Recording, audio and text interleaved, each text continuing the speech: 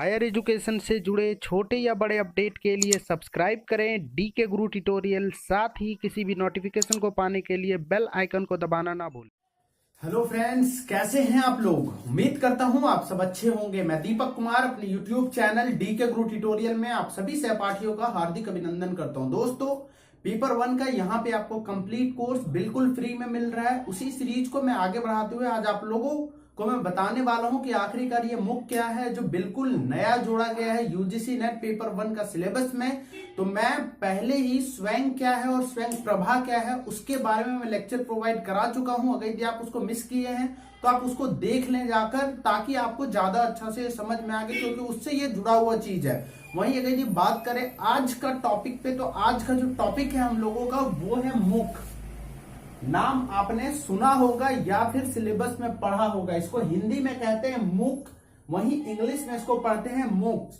वहीं अगर यदि बात करें कि इसका फुल फॉर्म होता क्या है मूक का, तो सबसे पहले जो एम है इसका फुल फॉर्म होता है मैसिव।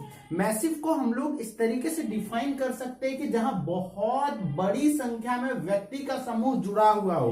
कहने का मतलब ये एक ऐसा प्लेटफॉर्म है जहां पे बहुत बड़ी संख्या में वर्ल्ड वाइड यहाँ पे पढ़ने वाला या फिर कहें लोग जुड़े हुए होते हैं इसके साथ।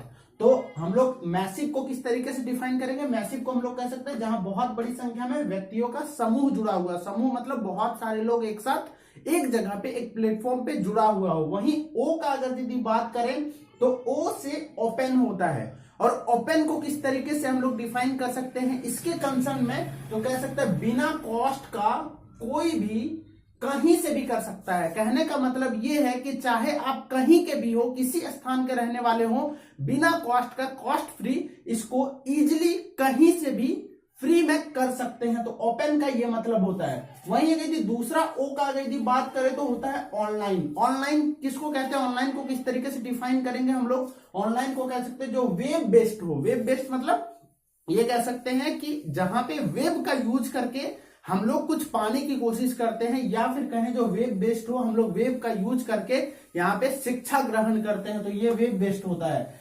यदि ये सी का अगर यदि हम लोग बात करें तो सी से होता है कोर्स। और इस कंसर्न में यदि कोर्स को यदि डिफाइन करें तो हम लोग कह सकते हैं यहां पर ऐसे कोर्सेस उपलब्ध हैं जो लर्नर के योग्यता के अनुसार चुन सके। कहने का मतलब ये है कि यहाँ पे ऐसे ऐसे कोर्सेस उपलब्ध है। सपोज कीजिए दो इंडिविजुअल का जो एबिलिटी जो होता है वो एक जैसा नहीं होता है। कोई तेज सीखता है, कोई स्लो सीखता है, धीमे सीखता है। तो धीमे सीखने वाले अपने अनुसार लेक्चर यहाँ पे चूज कर सकते हैं, अपने अनुसार कोर्स चूज कर सकते हैं। वहीं कुछ ऐसे भी स्टूडेंट होते हैं जो बहुत स्पीडली सीखते हैं, तो वैसे स्टूडेंट के लिए भी यहाँ पे लेक्चर होते हैं। तो इस कोर्स का मतलब होता है यहाँ ऐसे कोर्सेज उपलब्ध है जहां पे लर्नर अपने योग्यता के अनुसार चूज कर सके, अपने एबिलिटी के अनुसार चूज कर सके। अब हम लोग देख तो लिए कि ये चार जो यहाँ पे वर्ड हैं इसका क्या मतलब होता है, मैसिव, ओपन, ऑनलाइन कोर्स। अगर यदि बात करें आपसे क्वेश्चन क्या पूछा जाएगा, तो मे भी आपसे ऐसा पूछा जाए कि MOOC में OM का क्या मतलब होता है, तो आपको वहां पे चूज करना होगा मैसिव। तो ये आपको आना चाहिए कि इस चारों का क्या फुल फॉर्म होता है, मैसिव ओपन ऑनलाइन कोर्स। ये तो बात रहा इसका फुल फॉर्म का। आगे हम लोग एक बात और डिस्कस कर लेते हैं कि आखिरकार बिल्कुल सिंपल टर्म में इसको किस तरीके से हम लोग परिभाषित कर सकते हैं। आगे हम लोग और इसके ऊपर विस्तृत चर्चा करेंगे, लेकिन अभी बिल्कुल सिंपल टर्म में हम लोग इसको विस्तृत परिभाषित करने का या फिर कहें डिफाइन करने का कोशिश करते हैं। तो कैसे हम लोग डिफाइन कर सकते हैं, ये परिभाषा खुद हमने लिखा है ढेर सारे PDF फाइल पढ़ते पढ़ते। उसके बाद मुझे लगा कि यह सबसे परफेक्ट परिभाषा हो सकता है बिल्कुल समझने के नजरिए से। अगर यदि बात करें इसको कैसे डिफाइन करें, तो इसको आप इस तरीके से डिफाइन कर सकते हैं कि अपने योग्यता के अनुसार, माफ कीजिएगा, मुफ्त एक निशुल्क ऑनलाइन कोर्स है। कैसा ऑनलाइन कोर्स है, एक निशुल्क, जहां पे कॉस्ट फ्री है। पहले ही यहाँ पे देखिए मैं आपको बता चुका हूं कि ये कॉस्ट फ्री है। ये एक निशुल्क ऑनलाइन कोर्स है जहां वेब के माध्यम से एक साथ अनेकों लोग परंपरागत पाठ्यक्रम, ट्रेडिशनल जो पाठ्यक्रम है उसको, वीडियो लेक्चर, क्विज आदि पहुंचाया जाता है। कहने का मतलब ये है कि ये एक बिल्कुल फ्री वाला प्लेटफॉर्म है जहां पे आप वेब को यूज करके परंपरागत पाठ्यक्रम जिसको हम लोग कहते हैं सिलेबस आधारित जो भी चीजें हैं मटेरियल्स उसको हम लोग यहाँ से प्राप्त कर सकते हैं, वेब लेक्चर प्राप्त कर सकते हैं, साथ ही साथ क्विज प्राप्त कर सकते हैं। इसको हम लोग इस तरीके से बिल्कुल सिंपल वे में डिफाइन कर सकते हैं। यहाँ पे इस परिभाषा में हमने वो हर एक चीजों को शामिल करने का कोशिश किया है। यदि आप देखेंगे तो देखिए मुक एक निःशुल्क, तो हमने यहाँ पे देखिए बिना कॉस्ट वाला ओपन में लिखे थे तो निःशुल्क। ऑनलाइन कोर्स है तो देखिए यहाँ पे हमने ऑनलाइन का वेब बेस्ड है तो ऑनलाइन कोर्स है, जहां पे वेब के माध्यम से एक साथ अनेकों लोग, यहाँ पे देखिए एक साथ बड़ी संख्या में समूह अनेकों लोगों तक परंपरागत सामग्री क्या क्या पहुंचाया जाता है, यहाँ से क्या क्या आपको मिलता है। तो परंपरागत सामग्री होता क्या है, थोड़ा सा बात कर लेते हैं। परंपरागत सामग्री से मतलब होता है कि जो चीजें आपके सिलेबस से रिलेटेड होते हैं उससे संबंधित मटेरियल, तो उसको यहाँ पे प्रोवाइड कराया जाता है। वीडियो लेक्चर आपको प्रोवाइड कराया जाता है। क्विज क्या होता है कि वहां पे आपको पढ़ाने के साथ साथ क्विज भी कराए जाते हैं। एग्जामिनेशन भी प्रोवाइड कराते हैं, ये ऑनलाइन ऑफलाइन एग्जामिनेशन भी प्रोवाइड कराते हैं। साथ ही साथ आदि लोगों तक पहुंचाने का ये एक माध्यम है। तो उम्मीद करता हूं कि ये सिंपल भाषा में आपको मुख समझ में आया होगा। चलिए थोड़ा सा कंसेप्ट को समझने के बाद अब हम लोग थोड़ा सा जानते हैं कि आखिरकार क्या है मुक का हिस्ट्री, कहां से आया, कब पैदा हुआ, साथ ही साथ ये जानेंगे कि अभी का क्या हाल है। तो यहाँ पे सबसे पहले हम लोग बात करते हैं कि इसका हिस्ट्री क्या है। तो उसके बारे में यदि बात करें हिस्ट्री के बारे में, तो मुक का अगर यदि हम लोग हिंदी भाषी के लिए अगर यदि इतिहास के बारे में यदि बात करें तो सबसे पहले इसको कहा जाता था कनेक्टिविज्म और कनेक्टिव नॉलेज। क्या कहा जाता था? कनेक्टिविज्म एंड कनेक्टिव नॉलेज इसका नाम था सबसे पहले। कब इसका शुरू किया गया था? तो 2006 में इसको शुरू किया गया था। ये आपको नोट्स में बिल्कुल अच्छे से लिखना है कि कनेक्टिविज्म और कनेक्टिव नॉलेज इसका पहले कहा जाता था। पहला नाम इसका जो था वो 2006 में सबसे पहले ये इंट्रोड्यूस हुआ था 2006 में। अगर यदि बात करें आगे चलते हुए ये सफर पहुंचता है 2008 पे। 2008 में इसमें एक बहुत ही महत्वपूर्ण बदलाव हुआ। वो बदलाव ये था कि ये कनेक्टिविज्म और कनेक्टिव नॉलेज का नाम बदल करके मुक हो गया। ये नाम किसने बदला? तो नाम बदलने वाले थे यूनिवर्सिटी ऑफ प्रिंस एडवर्ड के एक प्रोफेसर थे, प्रोफेसर डेव क्रॉमियर, जिसने ये वर्ड सुझाया कि इसका जो नाम है कनेक्टिविज्म और कनेक्टिव नॉलेज, इसका नाम बदल करके मुक कर देना चाहिए। क्या कर देना चाहिए? मुक कर देना चाहिए। उसके बाद 2008 में ये जो नाम था, इस नाम को बदल करके मुक कर दिया गया। इसको किसने सुझाया था? डेव क्रॉमियर। इसको आपको बिल्कुल याद रखना है, इसने सुझाया था। कब सुझाया था? तो 2008 में। ये कहां के प्रोफेसर थे? तो यूनिवर्सिटी ऑफ प्रिंस एडवर्ड के प्रोफेसर थे। उसके साथ साथ मुक को दूसरा नाम भी कहा जाता है, वो है CCK08। इसका फुल फॉर्म क्या है? कनेक्टिविज्म और कनेक्टिव नॉलेज। इसका जो फुल फॉर्म है कनेक्टिविज्म और कनेक्टिव नॉलेज। हालांकि मैं लेक्चर के बाद में आपको इससे संबंधित कुछ वर्ड्स दूंगा, जिसका फुल फॉर्म भी दूंगा, वहां पे भी मैं ये आपको बताऊंगा। उसके साथ साथ और भी वर्ड्स मैं आपको बाद में देने वाला हूं, जिसका फुल फॉर्म आपको याद रखना है, क्योंकि एग्जाम के व्यू से बहुत इंपॉर्टेंट है। अगर यदि बात करें दूसरा नाम इसका, तो CCK08 ऐसे आपको लिखना है। ये पॉपुलर कब हुआ? देखिए 2006 में तो बन गया, लेकिन तुरंत ही पॉपुलर नहीं हो पाया, क्योंकि बहुत ज्यादा लोगों तक ये पहुंच नहीं पा रहा था, बहुत सारा समस्या था इसमें। लेकिन पॉपुलर ये कब हुआ? पॉपुलर हुआ ये 2012 में। पॉपुलर 2012 में क्यों हुआ? इसके पीछे का रीजन ये था कि न्यूयॉर्क टाइम्स जो है उसने मुक ईयर मनाया 2012 को। मुक ईयर बनाने के पीछे का रीजन क्या था? ओडीसिटी, EDX जैसे फाइनेंशियल कंपनी मुक के साथ जुड़ गए, जो इस वक्त सबसे ज्यादा अधिक कंटेंट प्रोवाइड कराने वाले में से एक है। ओडासिटी और EDX, इसके बारे में भी हम लोग बात करेंगे जब बात करेंगे कि आखिरकार इंडिया में वो कौन कौन से संस्थान है जहां पे प्रोवाइड कराई जा रही है मुक की सर्विसेज, वहीं पे हम लोग इसके बारे में भी बात करने वाले आगे। तो ये था ओवरऑल इतिहास शुरू होता है 2006 से। 2006 में इसका नाम कनेक्टिविज्म और कनेक्टिव नॉलेज था, उसका नाम बदल करके 2008 में मुक हो गया। नाम देने वाले जो थे डेव क्रॉमियर थे, वो यूनिवर्सिटी ऑफ प्रिंस एडवर्ड के एक प्रोफेसर थे। वहीं अगर यदि बात करें मुक का दूसरा नाम, तो CCK08 भी है, जिसका full form connectivism and connective knowledge है। जिसको आपको याद रखना बहुत इंपॉर्टेंट है, ये बहुत ज्यादा इंपॉर्टेंट है। और उससे भी ज्यादा इंपॉर्टेंट अगर मैं बात करूं तो ये है न्यूयॉर्क टाइम ने कब मनाया था मुक ईयर, तो 2012 में मनाया था। ये बहुत इंपॉर्टेंट क्वेश्चन है, पूछा जा सकता है। उसके बाद अगर यदि बात करें रीजन क्या था वो मुक ईयर मनाने का, तो बहुत सारे फाइनेंशियल कंपनी जुड़े थे, जिसमें से महत्वपूर्ण ओडासिटी, ईडीएक्स वगैरह वगैरह कंपनी इसके साथ जुड़ गए थे, जिसके वजह से ये मुक ईयर मनाया गया था। तो उम्मीद करता हूं आपका ये इतिहास इसका समझ में आ गया होगा, हिस्ट्री समझ में आ गया होगा। चलिए अब जानते हैं कि आखिरकार मूक क्या क्या चीजें प्रोवाइड कराता है, क्या क्या कंटेंट प्रोवाइड कराता है, उसके बारे में थोड़ा सा जानते हैं, कौन कौन सी फैसिलिटी प्रोवाइड कराते हैं। अगर यदि बात करें क्या क्या प्रोवाइड कराता है, तो सबसे पहला जो चीज है वो वीडियो लेक्चर। वहां पे आपको हर एक टॉपिक पे वीडियो लेक्चर मिलेगा, जिसको सुन के आप आराम से समझ सकते हैं अपने कोर्स को। वहीं अगर बात करें दूसरा चीज जो है वो है कोर्स से संबंधित पुस्तकें। आपको पीडीएफ फाइल में पुस्तकें भी दी जाएगी, आपके कोर्स से रिलेटेड सारे पुस्तकें। तीसरा अगर बात करें तो क्विज अलग अलग स्टूडेंट्स के साथ एक प्लेटफॉर्म प्रदान कराती है, जहां पे आप एक दूसरे से इंटरेक्ट कर सकते हैं, क्विज कर सकते हैं, एक दूसरे से प्रश्न पूछ सकते हैं, आंसर ले सकते हैं। उस तरीके का भी प्लेटफॉर्म ये प्रोवाइड कराती है। उसके साथ साथ बात करें मंथली और वीकली टेस्ट, जो आपको पढ़ाया जाएगा उसके लिए आपका टेस्ट लिया जाएगा, जो मंथली भी हो सकता है, वीकली भी हो सकता है। वो टेस्ट कैसे होगा? ऑनलाइन होगा। वो टेस्ट ऑनलाइन मोड में आपसे वीकली मंथली लिया जाएगा। और एक बार जब आपका पूरा जब सिलेबस कंप्लीट हो जाएगा, तब आपसे जाकर फाइनल एग्जाम लिया जाएगा। तो ये वो सारी चीजें थी, वो सारे कंटेंट थे जो प्रोवाइड कराए जाते हैं, किसके द्वारा? मूक द्वारा प्रोवाइड कराए जाते हैं। चलिए बात करते हैं जरा सा मूक की जो सर्विसेज हैं वो प्रोवाइड कराने वाली कौन कौन सी संस्थान है नेशनली और इंटरनेशनल लेवल पे। तो सबसे पहले अगर ये बात करें हम लोग नेशनल लेवल पे, जो सबसे पहला जो नाम आता है वो था NETPEL। ये IITs और IICs मतलब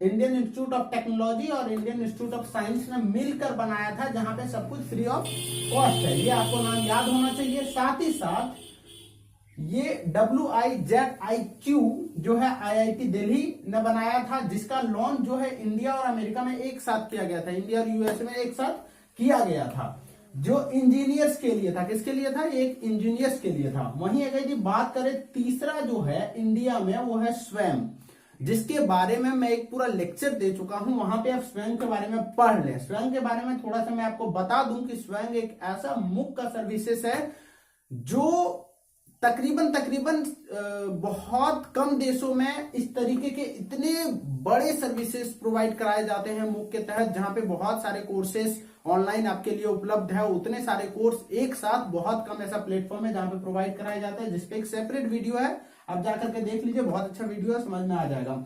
बात करेंगे जी इंटरनेशनल लेवल पे कौन कौन सी संस्थान है जो मुफ्त की सर्विसेज प्रोवाइड करा रहे हैं। पहले जो है वो ओडासिटी है। ओडासिटी और ईडीएक्स, ये दोनों जब जुड़ा था 2012 में, गई थी, आपको याद होगा, मैं आपको पहले लेक्चर में बता चुका हूं, तो मुफ्त ईयर मनाया गया था न्यूयॉर्क टाइम द्वारा।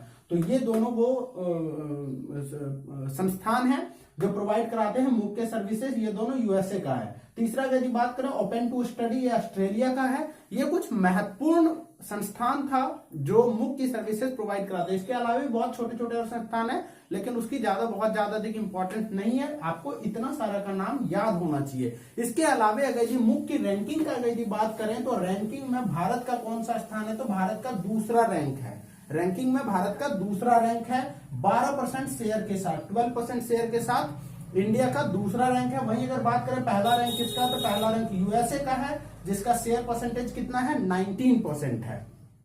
तो चलिए आगे बात करते हैं कि आखिरकार क्या है इनका बेनिफिट्स। बेनिफिट के बारे में हम लोग बात करते हैं, क्या इसका महत्व है या फिर क्या बेनिफिट है कह सकते हैं आप। तो यदि सबसे पहला यदि बेनिफिट का बात करें तो वो है हायर एजुकेशन, ये सब तक पहुंचाने का काम करता है। देखिए क्या होता है, हमारे जैसे देश में हायर एजुकेशन प्राप्त करना बहुतों का नसीब नहीं होता है। सभी लोग हायर एजुकेशन नहीं प्राप्त कर सकते हैं, क्योंकि फॉर्मल एजुकेशन होने के कारण वहां पे क्लासेस के प्रॉब्लम होते हैं, बहुत सारे इश्यूज की वजह से, फैमिली प्रॉब्लम, इसके वजह से वो हायर एजुकेशन में एंट्री नहीं मिल पाती है उनको। तो ये एक ऐसा प्लेटफॉर्म है जो आपको घर बैठे हायर एजुकेशन प्रोवाइड करा रही है। ये इसका सबसे बड़ा बेनिफिट है कि हायर एजुकेशन ये सब तक पहुंचाने का कार्य करती है। वहीं यदि दूसरा बात करें तो ये फॉर्मल एजुकेशन का एक विकल्प है या अल्टरनेटिव कह सकते हैं। फॉर्मल एजुकेशन कहते हैं किसको? फॉर्मल एजुकेशन से मतलब होता है एक इंस्टीट्यूशन होना चाहिए, एजुकेशनल इंस्टीट्यूशन होना चाहिए जहां पे प्रॉपर क्लास होना चाहिए, प्रॉपर शिक्षक होना चाहिए, स्टूडेंट आए क्लास में लेक्चर दे, उसको हम लोग बेसिकली कहते हैं सिंपल लैंग्वेज में फॉर्मल एजुकेशन। यहाँ पे क्या होता है, फॉर्मल एजुकेशन का ये एक विकल्प है, मतलब ऑल्टरनेटिव है। अगर यदि आप फॉर्मल एजुकेशन में यदि एडमिशन नहीं ले पाते हैं तो आप इजिली मुक्त द्वारा प्रोवाइड कराई जाने वाली संस्था, जैसे भारत में जो भी स्वयं चल रहा, बहुत ही विस्तृत पैमाने पे चल रहा, वहां पे आप कोई भी कोर्स में एडमिशन लीजिए, वहां से आपको सर्टिफिकेट भी मिल जाता, बहुत कम पैसा भी खर्च होता है सर्टिफिकेट लेने के लिए, ऐसे तो बिल्कुल फ्री ऑफ कॉस्ट है। तो कहीं ना कहीं ये फॉर्मल एजुकेशन का ऑल्टरनेटिव में विकल्प है।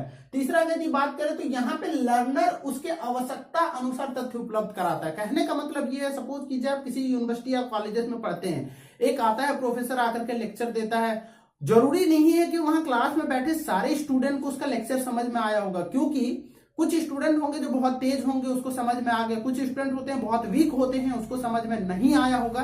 लेकिन ये एक ऐसा प्लेटफॉर्म है जहां पे वीक स्टूडेंट के लिए खास तौर पर लेक्चर तैयार किया जाता है उसके स्पीड के अनुसार, तो उसको उसके आवश्यकता अनुसार यहाँ पे तथ्य, यहाँ पे कहें कंटेंट मिल जाता है। चौथा यदि बात करें, स्टूडेंट के पास वक्त जब हो तब वो पढ़ सकता है। अब क्या होता है हम लोगों के साथ प्रॉब्लम की, सपोज कीजिए आज कॉलेज है, हम लोगों को कॉलेज जाना बहुत इंपॉर्टेंट लेक्चर था और उसी टाइम हम लोगों को कोई काम आ जाता है तो हम लोग काम के लिए चले जाते हैं, तो लेक्चर हम लोग नहीं सुन सकते हैं या फिर उस लेक्चर को हम लोग नहीं अटेंड कर सकते हैं। लेकिन यहाँ पे ऐसा नहीं है, स्टूडेंट के पास जब वक्त हो, जब टाइम हो, तब वो पढ़ सकता है, इसको सुन सकता है। चौथा और अंतिम का यदि बात करें, देखिए अंतिम कुछ नहीं होता, और भी बहुत सारे इसके बेनिफिट हैं, लेकिन महत्वपूर्ण बेनिफिट को हमने 5 को यहाँ पे लिखा है। पांचवा यदि बेनिफिट का बात करें तो ये विभिन्न यूनिवर्सिटीज के टीचर का लाभ आपको एक प्लेटफॉर्म पे मिल जाता है। सपोज कीजिए अभी जो आपको मैंने एक एग्जांपल दिया NPTEL का, जो बनाया था IIT और IIS ने।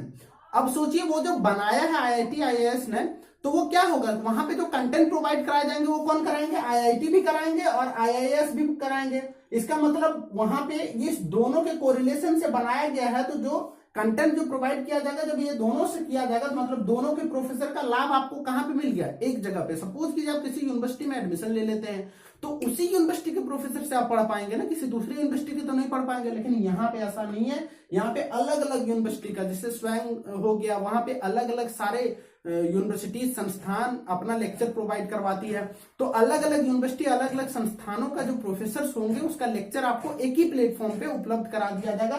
ये भी इसका एक बहुत बड़ा बेनिफिट। तो ये 5 वो सबसे बड़ा बेनिफिट है इनका। इसके अलावा भी बहुत सारे बेनिफिट आपको बहुत सारे बुक में मिल जाएंगे, लेकिन इस 5 को बेसिकली है, इसको आपको याद रखना बहुत जरूरी है। चलिए, इसका बेनिफिट्स तो हम लोगों ने देख लिया कि बहुत सारे बेनिफिट्स हैं, उसके साथ साथ कुछ इसके चुनौतियां भी हैं या फिर कहें समस्याएं भी हैं। ऐसा नहीं होता है किसी भी चीज में सिर्फ आपको बेनिफिट मिलेंगे, कोई चुनौतियां कोई समस्या नहीं होता, इसका भी समस्याएं हैं जो बहुत इंपॉर्टेंट है एग्जाम के व्यू से। अगर यदि हम चुनौतियों का यदि बात करें तो पहला जो होता है वो होता है लर्नर डिपेंडेंट हो जाता है। किसके ऊपर हो जाता है, जो कंटेंट प्रोवाइडर होते हैं उसके ऊपर डिपेंडेंट हो जाता है। वो जब लेक्चर देंगे तभी ये सुन पाएंगे पूरी तरीके से। यहाँ पे जो लर्नर होते हैं वो डिपेंडेंट हो जाते हैं किसके ऊपर, कंटेंट प्रोवाइडर के ऊपर। तो ये आप लिखेंगे। दूसरा यदि बात करें तो यहाँ पे टेक्नोलॉजी की जानकारी आवश्यक है। फॉर एग्जाम्पल सोच के देखिए, ये तो इंटरनेट बेस्ड है। सपोज कीजिए जिसको इंटरनेट चलाना नहीं आता है, जिसको मोबाइल यूज करना नहीं आता, जिसको कंप्यूटर ऑपरेट करना नहीं आता, क्या वो ये फैसिलिटी ले सकता है? बिल्कुल नहीं ले सकता है, क्योंकि ये फैसिलिटी लेने के लिए आपको कम से कम कंप्यूटर चलाने आना चाहिए या फिर फोन चलाना चाहिए, इंटरनेट एक्सेस करना आना चाहिए। जब तक आप इस चीजों को नहीं सीखेंगे तब तक इस फैसिलिटी को नहीं ले पाएंगे। ये इसका सबसे बड़ा क्या है, ड्रॉबैक है या फिर कहें समस्या है, जिस समस्याओं को उभरने में मुझे लगता है काफी वक्त लगेगा। क्योंकि भारत जैसे देश में तो चलिए अंबानी साहब का कृपा है कि अब तो नेट बहुत ज्यादा अधिक फैल गया। पाकिस्तान का कभी डेटा उठा के देखिए, वहां पे 2% 2.5% लोग ही इंटरनेट यूज करते, तो वहां पे सोचिए मुख का क्या हाल होता होगा। खैर, तो इंडिया इसीलिए दूसरे रैंक पे है मुख में। तो चलिए आगे बात करते हैं। लर्नर को खुद पे कंट्रोल रखना होता है। देखिए क्या होता है, हम लोग क्या करते हैं कि अभी आप मेरा लेक्चर देख रहे हैं, नीचे आपका कोई अच्छा सा वीडियो आया होगा एंटरटेनमेंट वाला, तो आप उस पे क्लिक करेंगे और सीधे वो देखना शुरू कर देंगे। तो आप क्या किए, आप खुद पे कंट्रोल नहीं रख पाए। कंट्रोल मतलब ये हुआ कि यहाँ पे आपको सेल्फ कंट्रोल रखना पड़ता है कि आप मेरा वीडियो देख रहे हैं, इंपॉर्टेंट चीज देख रहे हैं, पेपर 1 के लिए देख रहे हैं, तो आपको यही देखते रहना चाहिए। लेकिन क्या किए, आप सेल्फ कंट्रोल खो बैठे, सीधे चले गए इंटरटेनमेंट वाला वीडियो देखना शुरू कर दिया। तो यहाँ पर भी वही होता है। चौथा जो सबसे बड़ा मेजर प्रॉब्लम है वो ये है लैंग्वेज प्रॉब्लम। आप लोगों ने फेस किया होगा, अगर यदि आप हिंदी मीडियम के स्टूडेंट होंगे तो शायद मेरे क्लास में थोड़ा सा अच्छा फील कर रहे होंगे कि चलिए सब कुछ हिंदी में लिखते हैं। अगर यदि इंग्लिश मीडियम के स्टूडेंट होंगे तो असहज महसूस कर रहे होंगे। क्यों? क्योंकि देखिए मैं एक साथ क्या कर सकता हूं, या तो हिंदी में पढ़ा सकता हूं या इंग्लिश में पढ़ा सकता हूं। तो मैं कोशिश कर रहा हूं वैसे मैं दोनों को कवर करने का, लेकिन बहुत सारे ऐसे भी चैनल्स हैं या फिर ऐसे भी हैं जहां पे सिर्फ इंग्लिश में पढ़ाए जाते हैं, तो वहां पे हिंदी मीडियम वालों को क्या होता है, दिक्कत होता है। सेम चीज यहां भी होता है। वहां पे जो लेक्चर प्रोवाइड कराए जाते हैं, सपोज कीजिए कोई यूएसए का बहुत अच्छा प्रोफेसर बहुत अच्छा पढ़ा रहा है, अब हम लोग चाह रहे हैं कि उसको हम लोग समझें, उसको हम लोग पढ़ें, लेकिन उसमें क्या होता है, लैंग्वेज एक बैरियर बन जाता है, हम लोग नहीं समझ पाते हैं वो जो बोलना चाहते हैं वो। तो लैंग्वेज प्रॉब्लम एक सबसे बड़ा प्रॉब्लम है। ये समस्या और चुनौतियों जो भी बोले, चैलेंजेस एंड प्रॉब्लम जो है मुख्य सामने वो ये है कि लर्नर डिपेंडेंट हो जाता है सबसे पहले। दूसरा, टेक्नोलॉजी की जानकारी होना चाहिए। तीसरा जो है, लर्नर खुद पे कंट्रोल रखना पड़ता है लर्नर को, जो हो नहीं पाता है बेसिकली। और चौथा यदि बात करें सबसे मेजर जो है वो है लैंग्वेज प्रॉब्लम। यहाँ पे 2 चीज बहुत मेजर है, इन चीजों को आपको बिल्कुल अच्छे से याद रखना चाहिए। चलिए अब अंत में जानते हैं कुछ फुल फॉर्म जो मुख्य से संबंधित है, जिसको जानना बहुत जरूरी है। एग्जाम में अक्सर देखा गया एक आधा क्वेश्चन इनसे भी पूछा जाता है। तो सबसे पहले TAS का यदि बात करें तो टीचिंग असिस्टेंट होता है, इसका आप लिख लेंगे अच्छे से कॉपी में, माफ कीजिएगा इस पे चलिए। Teaching assistant. मुक का तो आपको मैं बता चुका हूं, मैसिव ओपन ऑनलाइन कोर्स। वहीं अगर यदि OCR का बात करें तो इसका होता है ओपन एजुकेशनल रिसोर्स, बहुत इंपॉर्टेंट है ये, इसको आप लिखेंगे। 08 किसको कहा जाता है, मुक को ही कहा जाता है, इसका ही दूसरा नाम है कलेक्टिविज्म एंड कलेक्टिव नॉलेज, इसको आप लिख लेंगे। तो दोस्तों ये था ओवरऑल मुक। मुझे आप कमेंट बॉक्स में लिखकर बताएं आपको कैसा लगा मेरा ये लेक्चर। देखिए मैं कोशिश कर रहा हूं कि बिल्कुल सिंपल लैंग्वेज में बोर्ड पे लिखूं ताकि आपको बिल्कुल दिक्कत ना हो समझने में। उसको हो सकता है कहीं पे कुछ ग्रामेटिकल मिस्टेक हो मेरा, लेकिन उसको थोड़ा सा आप लोग मैनेज कीजिए, क्योंकि मैं चाह रहा हूं कोई भी बुक से उठा करके मैं यहाँ पे नहीं लिख दूं, मैं उसको अपने लैंग्वेज में कन्वर्ट करके मैं आप लोगों को बताने का कोशिश कर रहा हूं। कैसा लगा आप लोगों को वीडियो, कमेंट बॉक्स में जरूर लिखकर बताएं। साथ ही साथ अगर अच्छा लगा तो ज्यादा से ज्यादा लोगों तक शेयर करें, मेरे वीडियो को लाइक करें और मेरे चैनल के साथ जुड़े रहिए। यहाँ पे हर रोज आप लोगों को पेपर 1 से रिलेटेड एक लेक्चर मिलने वाला है, तो यहाँ पे आपको पूरा कोर्स कंप्लीट कराया जाएगा। बहुत बहुत धन्यवाद।